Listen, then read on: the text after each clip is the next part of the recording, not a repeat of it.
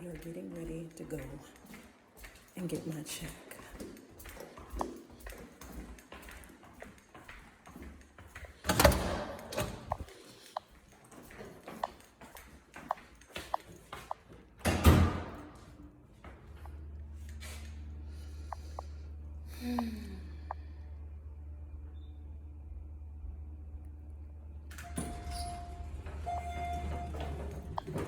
I should have left earlier,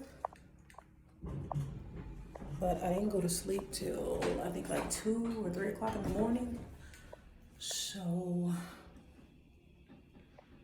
I woke up a little late, and it took me a little while to get ready. So hopefully the lady is not at lunch, because it's gonna take me maybe like what, 18, usually it would take me 18 minutes to get there. And that's when there's no traffic. So we'll see how this goes.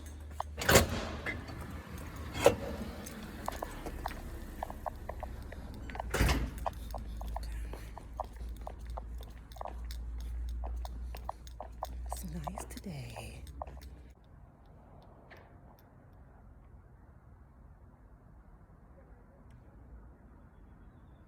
Look pretty. Okay. I'm slow.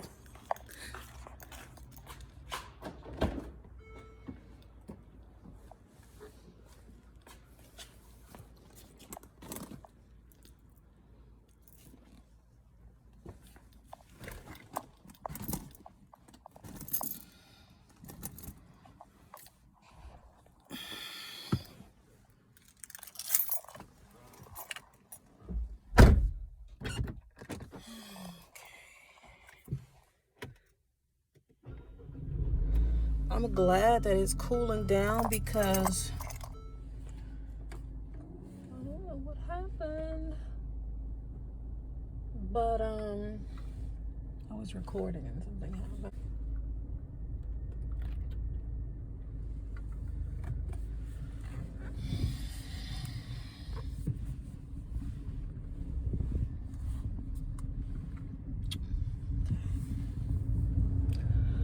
All right, I am getting ready to go and pick up my check.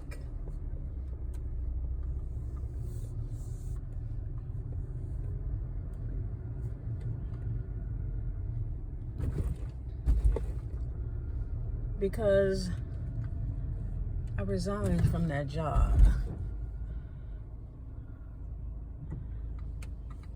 I couldn't do it. I could not do it. I called them on my off day, because remember, I worked 12-hour shifts. So I called them on my off day. I think was it Tuesday? I was supposed to go in Tuesday, and I was like dreading it. I was dreading it Monday. I had bad anxiety. I'm like, oh my God, I do not want to go there. I really don't want to go there. Look at the trees, it looks so pretty. I really don't want to go there. I've had enough. I keep getting sick. It's too much for me. I can't do it. So what I did was I called the DSD, and I told her I am resigning, effective immediately. And what she was trying to do was trying to get me to stay. And she was like, you know, what if I put you in subacute? That's going to be worse, because I'm going to get sicker. I worked subacute before, because in subacute, what you're doing is you're working with people that are on trachs and ventilators, and I would have to suction, and I really don't like subacute, although I've done it before. I really, really, really do not like it. It freaks me out when I have to suction and go down a person's trach. It really freaks me out. In actuality, I know that I am making the patient feel better. I'm helping them to breathe, but it freaks me out because it looks like I'm hurting them. So that's how I feel about that. But I'm like, no, I'm gonna get sicker. I can't. And like I said, when you go to a job and you're filled with angst and you're like, oh God, I don't want to be here, you don't need to be there. Yes, I said it's humbling. Watch out, truck. Okay.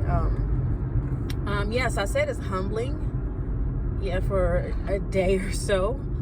If I wasn't so overwhelmed with the patients, it probably would have been better, but it was just too much. It was too much. And then they tried to complain about my nails. Speaking of nails, I did them again. See, they complained about my nails. I do my nails every week. So, they were saying, you're going to have to take them off or whatever. I said, you know what? I wasn't told this in the beginning because I wouldn't have worked here if I have to take my nails off. So what I did was I put short ones on. Did that. On the first day, everybody has long nails, longer than even mine. And what was kind of disgusting was the CNAs had long nails. I'm like, ugh. You sit up there and you're going to be wiping people's butts and you're going to be dealing with shit and vomit and blood, and you have long acrylic nails on. So I felt a way about that. So it's okay for them to have their nails, but I can't have my nails. So Maria and Elaine and Rosario, it's okay for them to have their nails, but it's an issue for me to have mine. So, that was an issue, but I couldn't. So this is the last time I am going up there, and I don't have any anxiety or angst, thank God, because I'm going up there to get my check. I like how professional they were with giving me my check. They actually did it in 72 hours. So, I'm glad about that. It would have been easier if they would have just deposited the money in my checking account. I have direct deposit, but oh well. I'm going out here anyway, and we'll see how this goes. Yeah. So that's how that is. What else is going on? Oh, last night I saw the 5th episode of Dope Fiend. If you're not watching Dope Fiend, you need to watch it. It's on Hulu. And it's about OxyContin. And one thing about me, I get so enthralled in the show with the characters, A lot of people don't know that doctors are some of the biggest addicts. Doctors and nurses. I've dealt with a lot of nurses that were addicted to fentanyl and lost their licenses. And this is because they had surgeries and they got addicted to the fentanyl.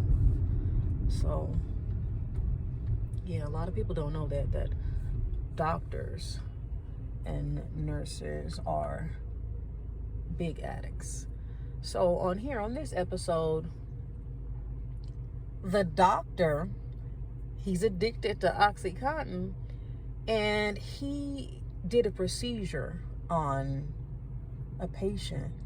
Now the nurse who was assisting him, she knew something was off. She's like, he a little bit groggy. You okay? You okay, doctor? You okay, doctor? And he's sweating and shit. If I was the nurse, I would have stopped it right then and there. Doctor, you don't look quite right. I don't feel comfortable, and I would have alerted someone else. So this doctor cut into this man, and he cut an artery, and the guy almost bled to death. So he said, oh, call 911. I'm telling you about the show. This will make you go and watch it. So the doctor goes to the hospital to check on the client, not the client, the patient, to see how he is. He get there, he's telling another doctor, oh, the patient jerked, and that's why I cut the artery, basically putting it on the patient when that wasn't the issue. You was groggy and high as hell and looked like you were kind of nodding. And then he asked that doctor, I have a torn ligament. You think you can, give me some pain medication? And the doctor said, oh, I'll give you, I forgot what medication. He said, I'll give you this or whatever. He said, oh, no. You think you can give me some Oxycontin?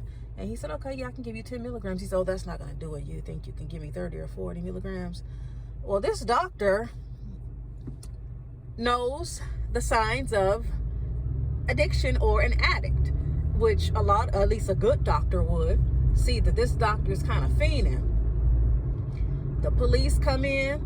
The doctor who knew the symptoms of an addict told the police, can I speak to you for a minute? I think he's an addict. And then, because the nurse came in too, and she reported him, and she said, I'm sorry, but I had to report you. So they put him in treatment and everything, and he lost his license. And I was telling my wife, because we watched the show together, I said, damn, what a blow. You went to school for all those years, and to have it taken away. I would feel so dejected and so depressed. So they put him in a treatment program. And he was saying, he's lucky that he's not in jail. Put him in a treatment program, and he called the guy who would come to his office. I guess he was like a consultant, or not a consultant, a pharmaceuticals rep. He was like, you need to get on board with Oxycontin. But at that time, the doctor was against it. He was against the medication. He was like, no, blah, blah, blah, blah, blah, blah, blah. He was good then. Then he started taking it. He called that guy and was like, the guy was like, I didn't know that it was addictive. And he was crying and everything because he saw people snorting the pills. So the people would crush the pills and snort them. And he saw them doing it. He was like, damn. And he was just telling the doctor how he got addicted to the money. And he didn't know it was that bad. The doctor basically heard what he said, but it went into one ear and out the other. He said, that's not why I called you down here. I wanted to see if you can give me some more than pills. I said, damn, addiction is a motherfucker, because you lost your license. You are in a rehab facility. This guy told you that the medication is addictive, and he's crying and he's telling you he's so sorry he didn't know, and you asking him for pills. Addiction is powerful. Damn. And then when that doctor, the addict, was in the hospital to check on the patient who he fucked up, the nurse came in there with a bag with the police officer of other patients' medications. He was stealing their Oxycontin. He had it underneath in a drawer in his office. I said, damn. That is a good show. I just hate that we have to wait weekly to see a damn episode. I'm like, why don't they just release it all so we can binge watch it like they do You. You guys watch You on Netflix? That's a good show about a stalker. I don't know why they didn't do that. Let me get from behind this man, because he is going too slow. So I have an interview this week. Actually, it's a second interview. I spoke to someone. She got my resume, told me that I'm very knowledgeable and very experienced, and we chatted for a bit, and she wanted me to come in for an interview. And this is what I do: substance abuse, mental health, detox. I said I just need to just stick with it. I got spoiled. I'm used to it now, to that type of nursing. And I'm good at it. So I need to leave the other stuff alone. I don't know why I even went back to convalescent. I don't know why I did that. And then too, I was talking to my sister about it. She said it's different now when you're older. Because when I was a new nurse, yeah, I did it. But I'm too old now. And I'm not really old. I'm 41, but still, I can't be doing that. I can't be on my legs like that and my ankles and shit swollen when I get home. And I can't do that. My blood pressure is raised dealing with these damn patients. I can't do that anymore. See, but the thing with substance abuse and detox, you need a mental break at times, because it's very weighing on your mind. You got to have a lot of patience. And you know, when people are detoxing and going through their withdrawals, it's a lot. And then dealing with mental health, it's a lot. So you need to take those mental health breaks, mental health day breaks. That's why it's important to do self-care. And what I do for self-care is pamper myself, basically. I'm like heavily into oils, essential oils, and aromatherapy and candles. That's my relaxation. Like in my house, there is incense. I have rose, lavender, patchouli, and sandalwood. Incense. I have candles because I like to keep a certain ambiance. I want to keep it very peaceful. So that's how I manage my mental health and self-care. It really, really helps me a lot. And I burn oil. We have how many diffusers? 5, 6 diffusers.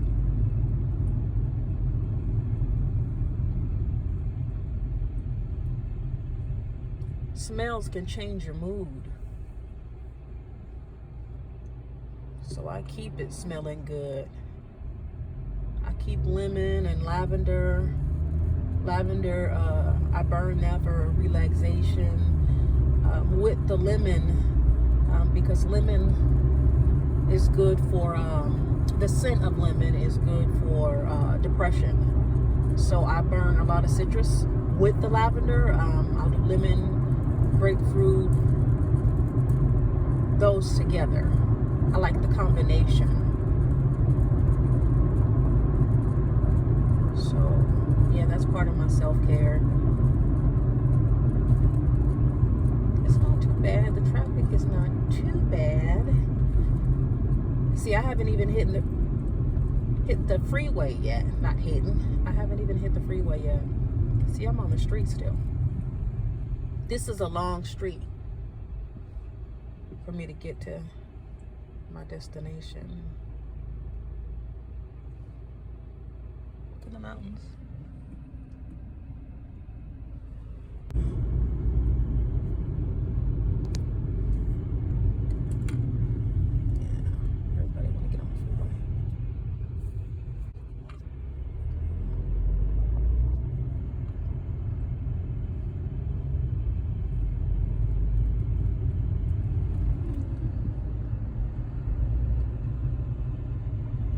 gonna get a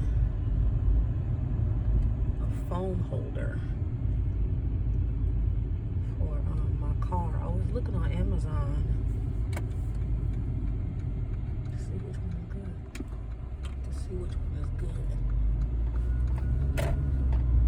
Which one has the best reviews. And I think I'm gonna order that today so that I can post it. But a lot of them have like some sticky stuff on it, and I don't want that stuff to stick on my dash, and I don't want to put it on my window. I see some people putting it on their window. I'm like, I don't want to put that on my window. I don't feel very comfortable doing that.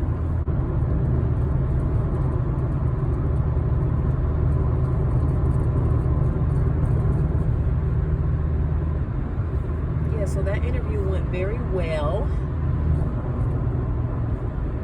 The lady told me that she likes me.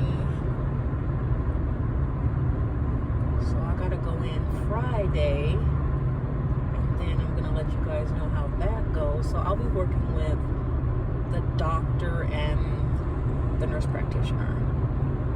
That's mainly who I'll be working with. The doctor, the nurse practitioner, and she told me I will be on call. So when I leave my shift, I'll be on call. I said, oh, okay. That doesn't sound too great though, because who wants to be woken up? But the thing about me is I've worked night shift for so long, it's difficult for me to actually go to sleep. Like I said, I went to sleep at 3 o'clock this morning. So it's very difficult. And I just moved to doing morning shift. I always did night shift, so that me and my wife could be together and, sleep together at night, because when she's going to sleep, or when she sleep, I will go to work. I had to be at work at 11 o'clock at night. So, but I don't like morning shift. The thing that I don't like about it is that I have to wake up so early.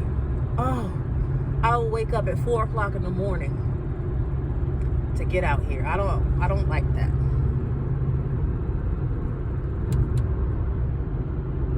The good thing about it is that I would get off and I can come home and make dinner and spend time with my family and everything, but I have to get used to it, because I've been doing night shift, knock shift for years. Everybody's driving. Don't you hate when you're in the fast lane and somebody is slow? The person driving in front of you is slow. There, that's good. Get out the way. I'm doing 80. I'm always on the lookout for the police. I don't need a ticket.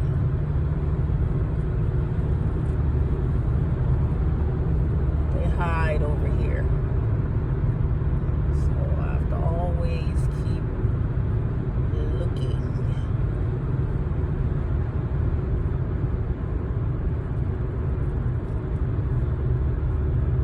Yeah, but check out the show.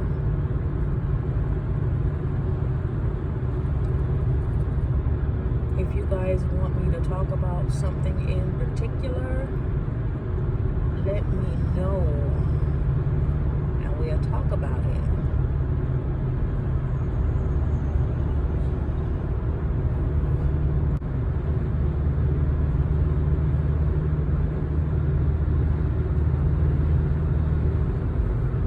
If you guys watch that show Dope Fiend on Hulu, I said Hulu, on Hulu, let me know what you think about it. 5 episodes are up so far, so I would like to get your perspective on it. I got into a conversation with my mother the other day, and we were talking about it. I was telling her about the show. She didn't know anything about it, and she said, yeah, the the pharmaceutical companies get you hooked on the drugs in the first place. I said, I know. They're the biggest drug dealers. It's all about money. But that's why now, if you have an ailment, if you have fibromyalgia, if you have neuropathy, if you have rheumatoid arthritis, if you have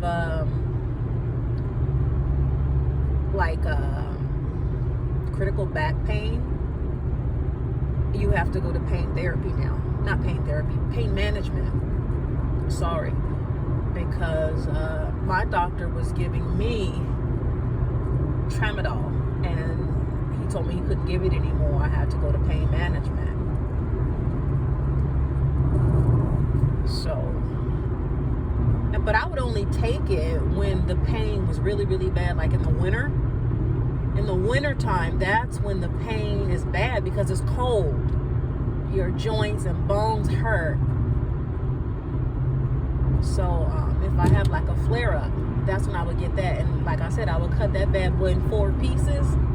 If the pain is really, really bad, then I would just cut it in half. But I wouldn't take a whole pill. So a bottle will last me forever. So I have pain management. I still have the referral sitting in my drawer. I need to go ahead and, I need to get over. Come on.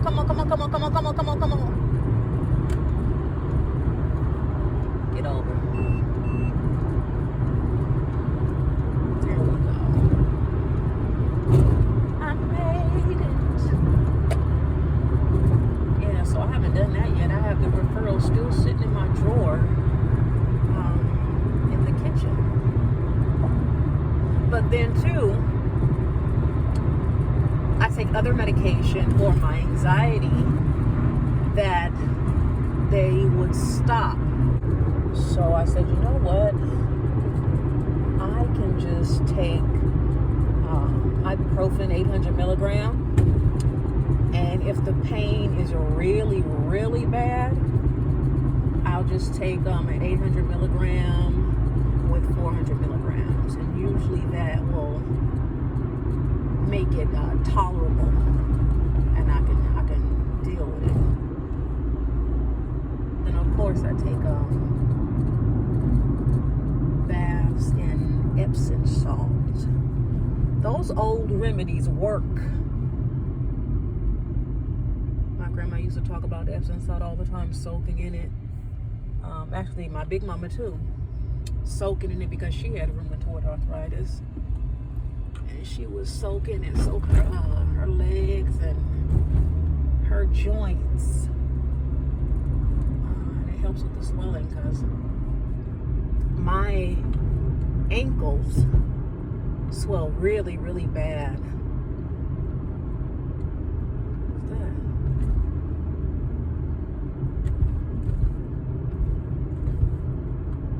So it helps with that greatly.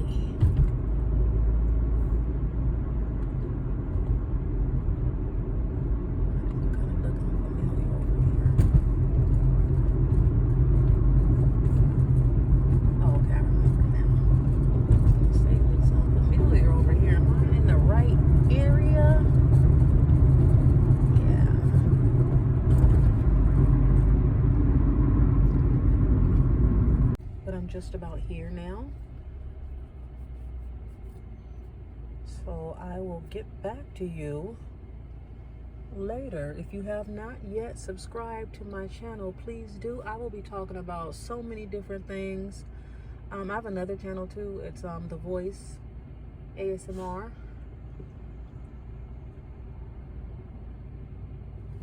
Please don't forget to hit the thumbs up button on your way out, or either soon as you click on the video. I do it automatically. When I watch people's video, before I even look at the video, I hit the thumbs up button. And I will talk to you later. Have a beautiful evening. Peace. Okay, I'm here now. I'm gonna go over here and get this check.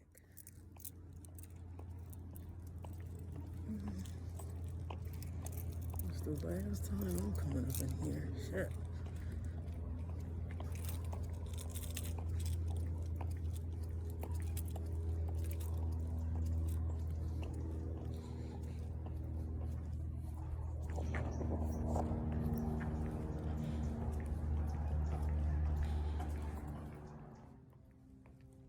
That was quick.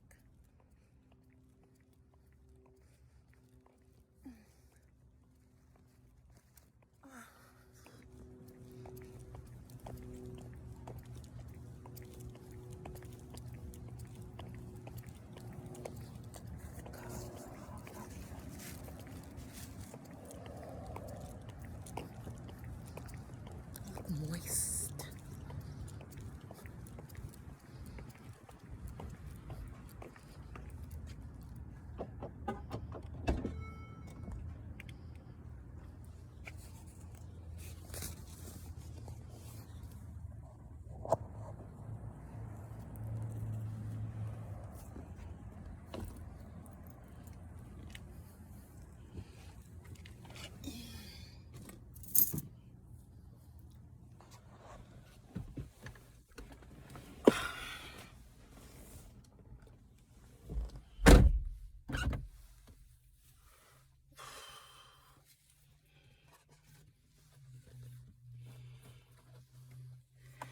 Okie dokie. Let me go ahead and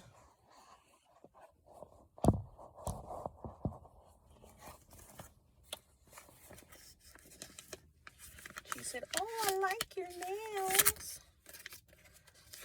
Thank you. And she said, "I hate to see you go."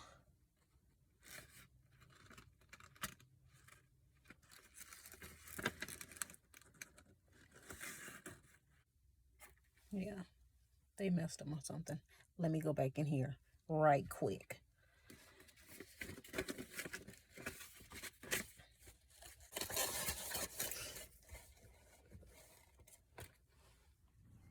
Okay, it was right.